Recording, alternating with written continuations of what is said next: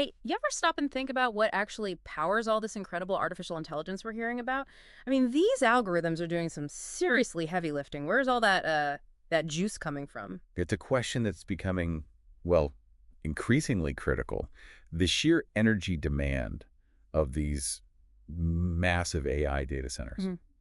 It's something that even the tech world is really grappling with. Right. We're not just talking about a little extra on the electric bill. This is potentially a seismic shift in energy consumption. Hmm. Actually, just recently, there was a really interesting hearing in the House Energy and Commerce Committee, yeah, where this exact issue was, front and center. Okay. And Eric Schmidt, formerly of Google, a pretty influential voice, he put it very bluntly. He said, we need energy in all forms, renewable, non-renewable, whatever. It needs to be there, and it needs to be there quickly. Wow. Quickly. That really highlights the urgency, doesn't it? It absolutely does. Yeah. And well, that brings us right to the heart of our discussion today. We're going to take a deep dive into a recent proposal, one aimed squarely at tackling this looming energy challenge. Right. It comes in the form of an executive order from Donald Trump, and it focuses on using America's beautiful, clean coal resources, as he put it, to power these energy-hungry AI data centers. Right. So let's unpack this. Let's see what the thinking is here. Okay, so at its core, this executive order is basically a directive. It's telling several key federal departments, Commerce, Energy, Interior, to conduct these in-depth studies Focus on what exactly? on the feasibility, really. Yeah. Can we actually use existing coal-powered infrastructure to support the just immense energy needs of AI data centers? So these studies will be looking at everything, like where are these coal plants? What's their current capacity? Does this approach even make economic sense in the long run? Yeah, gotcha. So this isn't just like a random idea. There's a real concern about meeting these future energy demands that's prompting this, right? Oh, definitely. What kind of numbers are we even looking at? How much more energy are we talking about? The projections are actually quite staggering.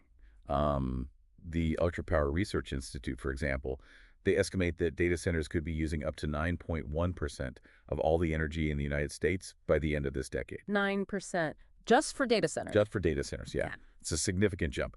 And then Manish Bhatia, he's a senior figure at Micron Technology, he cited another study. Okay. That one suggested a potential 15% overall increase in U.S. energy consumption within the next 5 years, largely driven by AI. 15% What? in 5 years. That's huge compared to normal growth. Exactly. To put that in perspective, we've typically seen a much more gradual annual increase, maybe around like 0.5% in recent decades. Wow.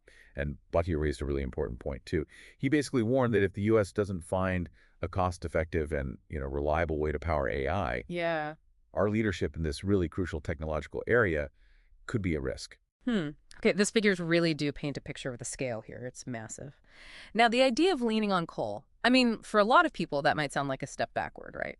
It might, yeah. Can you give us a quick snapshot? Like, where does coal even stand in the U.S. energy mix today? Sure. So coal was once king, Yeah. It provided almost half of our power back in, say, 2011. Almost half. Wow. Yeah. But it's been on a pretty steady downward trend since then. Today, it accounts for only about 15% of the total U.S. energy supply. Only 15%. 15. And the infrastructure supporting coal, that's also shrunk considerably. Back in the year 2000, we had around 780 operational coal-fired power plants. Okay. Now, that number's down to roughly 400.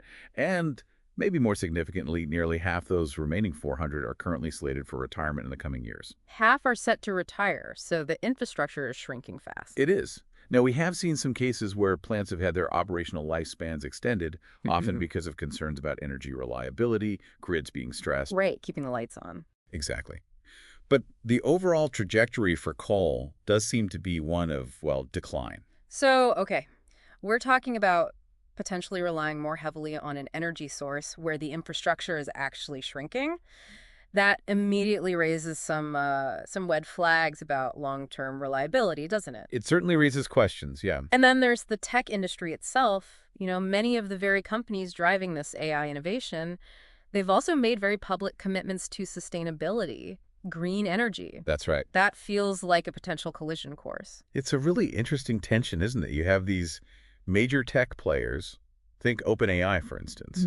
Sam Altman has made significant investments in, well, everything from advanced solar to nuclear fusion, even carbon capture technologies. Right, he's big on future energy tech. Exactly. They're making very clear statements about their commitment to clean energy. Their data centers, the powerhouses of AI, are increasingly being designed with sustainability in mind. So then you have an executive order that kind of champions coal as a primary energy source for this very sector.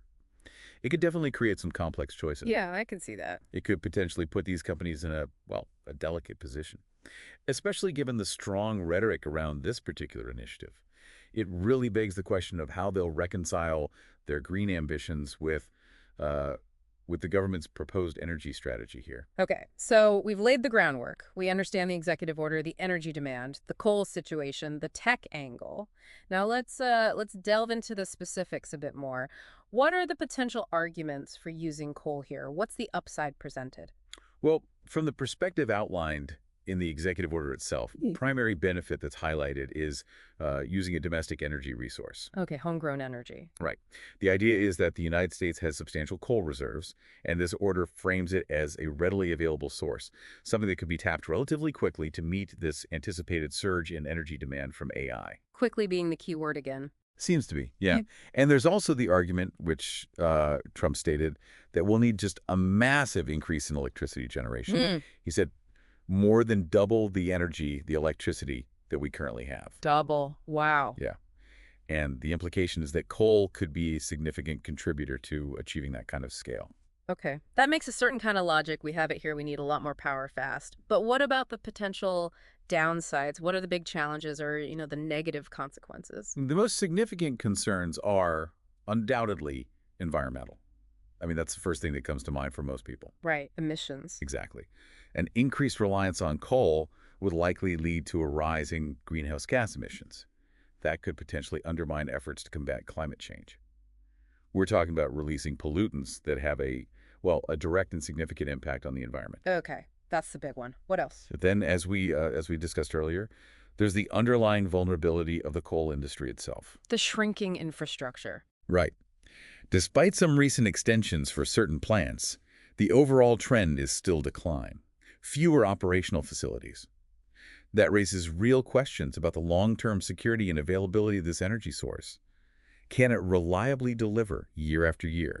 Good point. And, we can't ignore the potential reputational risk and maybe even internal conflict for a tech industry that has, by and large, cultivated this image of environmental responsibility, innovation in clean tech. Yeah, the green image versus coal power, it clashes. It definitely seems to clash, yeah. So it's far from a simple solution, clearly. And it's important to remember, like you pointed out earlier, this executive order is really just the starting point, isn't it? It's kicking off studies. Precise. It's not a done deal that this is happening. Not at all. The language of the executive order itself really emphasizes the need for these studies to thoroughly assess the suitability, the economic viability of using coal-powered infrastructure for AI data centers. So lots of unknowns. Exactly. It underscores that this is a proposal, it's an area under consideration, it's not a guaranteed or immediate shift in energy policy.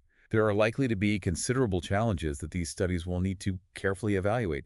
Things like, upgrading existing infrastructure, managing costs, navigating environmental regulations. Right, the practical hurdles. Huge practical hurdles, most likely. And thinking bigger picture, if the United States does struggle to find a reliable, cost-effective way to fuel its AI ambitions, whatever the source, what are the broader implications? For our position in the world, maybe? Well, this ties directly back to that point managed body you made. Remember? Yeah, without losing leadership. Exactly. If the cost of energy for running AI becomes prohibitively high here, or if the energy supply just isn't reliable, the U.S. could indeed find itself at a disadvantage, a real disadvantage in the global race for AI leadership. So energy policy is national competitiveness, essentially. In this context, absolutely. This executive order, despite all the controversy surrounding the use of coal, it can be seen as one attempt, maybe a controversial one, but an attempt to proactively address this potential bottleneck, to try and ensure that energy constraints don't become the limiting factor in U.S. AI development and deployment. It really highlights how deeply intertwined energy policy and technological progress have become. It certainly does. It's a huge piece of the puzzle.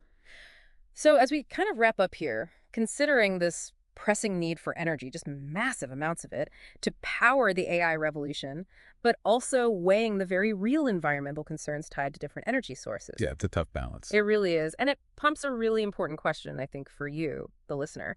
Considering all of this, the urgency, the environmental impact, the different options, what do you think is the most viable, the most responsible way forward for meeting these rapidly growing energy demands? Hmm.